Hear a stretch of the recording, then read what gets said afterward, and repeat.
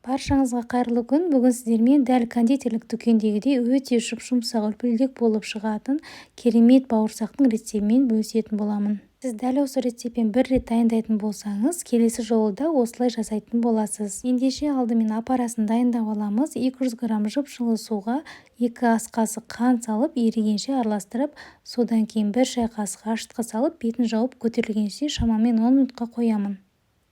Апарамыз көтерілген соң електен өткізілген ұнға құямыз.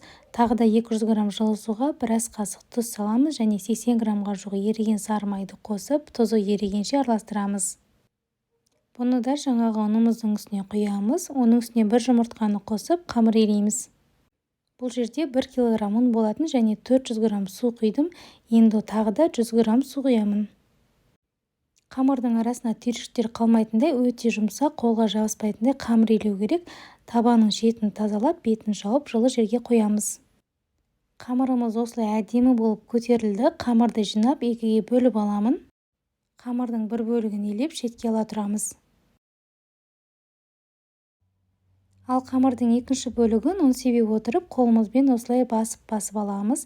Содан кейін оқтаумен қатты жұқа қылмай жайып шығамыз.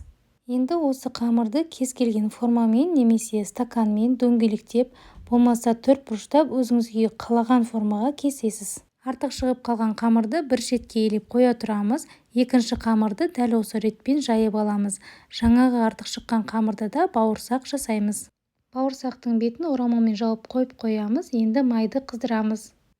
Майы қызған соң бауырсақты салып, оттың астын азайтып, орташа отта пісіреміз. Егер оты қатты жанып тұрса, бауырсақтың іші піспей қалады. Бауырсақ дұрыс пісуі үшін барлығына мән беріп пісіретін боламыз. Бір жағы піскеннен кейін екінші жағын аударып, екінші жағы да қызарғанша пісіріп аламыз. Бұл бауырсақтар сөзсіз дәмді болып пісіп шығады. Сондықтан тегін лайктарыңызды аямай, менің қазақ тіліндегі кулинарлық каналым дамуына өз үлесіңізді қоса отырыңыз. Осы видео рецепті поделиться кнопкасын басып, әлеуметтік желіде таныстарыңыз бен құрбы-құрдастарыңызға жіберіп бөлісе отырыңыз.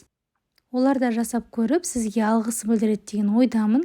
Назарларыңызға көптен көп рахмет. Сіздермен болған Әйгерім.